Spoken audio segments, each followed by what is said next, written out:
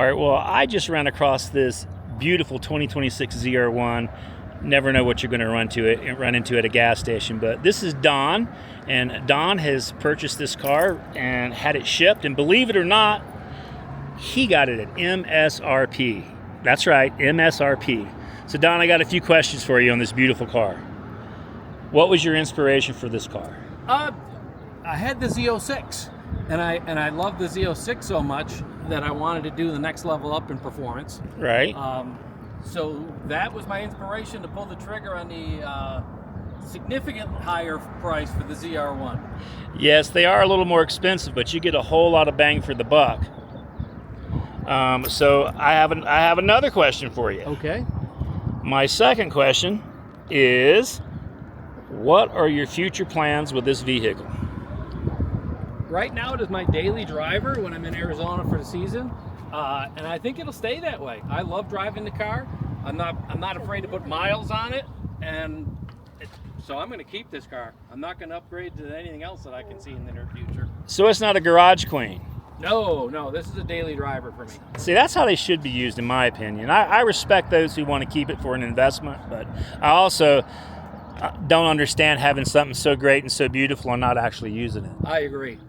Have the fun with it. Absolutely. And third question, what have you done to the vehicle so far since you've purchased it? I haven't done anything with it. When I bought it through the dealership, they had an XPEL wrap completely, so I was happy with that.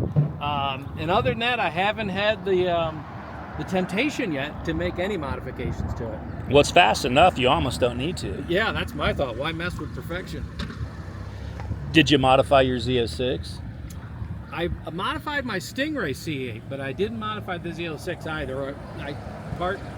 Stand corrected. I did put on the Z07 aero package on the Z06 after I purchased it. Yeah, I do understand the Z07 aero packages. That's what we have on this particular vehicle. It's a Z07 package. I got very lucky when I found it, and I actually got this under MSRP as well. But as you know, the markets do change. So I would ask you the next question, what difference have you noticed since the modifications, but you haven't done any, so that answers that.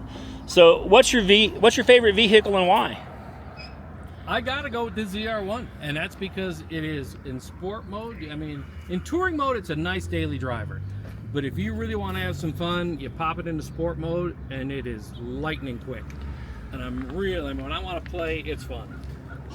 And what was the name of the dealership that you bought this from? I bought this, and I bought my last 3 cars through McMulkin Chevrolet out of New Hampshire. And they ship nationwide, and they sell it straight MSRP. Wow, straight MSRP for a Corvette ZR1. It's got the carbon fiber wheels as well. I mean, this is a convertible too, is it not? Yes, it is. Because it's got the carbon fiber top, and then it hides it if it needs to. It's beautiful.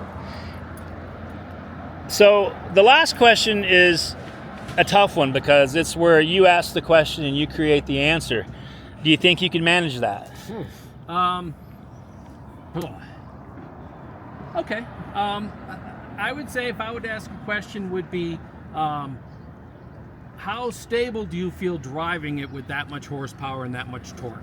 Great question. And my answer to that would be, when you're driving in the sport mode, the only issue I've had with it that I felt like, whoa, would be you're on the highway and you're trailing some vehicles, maybe a little under the speed limit, and then you see an opening and you want to get there and get out around them.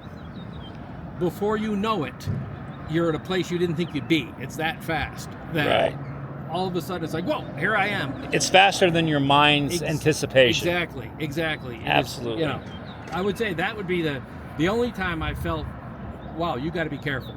Because stability-wise, it is fantastic. The ass end doesn't get out from under you, unless, of course, you start playing with the different modes. But it's just how quickly you can go from point A to point B, and you got to be ready for that.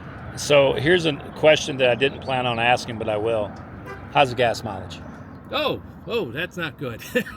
I swear sometimes I see the gas gauge going down. The gas gauge moves like the needle on your mile per hour, right? Yeah. It's especially if you put it in a sport mode, I would say you're getting maybe 13 miles to the gallon, 12, 13 miles to the gallon. Well, it could be a good strategy because it gives you opportunity to stretch your legs every so many miles. There you go. And I didn't buy it for gas mileage. Exactly. Exactly. Well, I thank you for the time. I really appreciate it. YouTubers, you heard it from the man. Where to get it and what he thinks of it. Like and subscribe. Enjoy.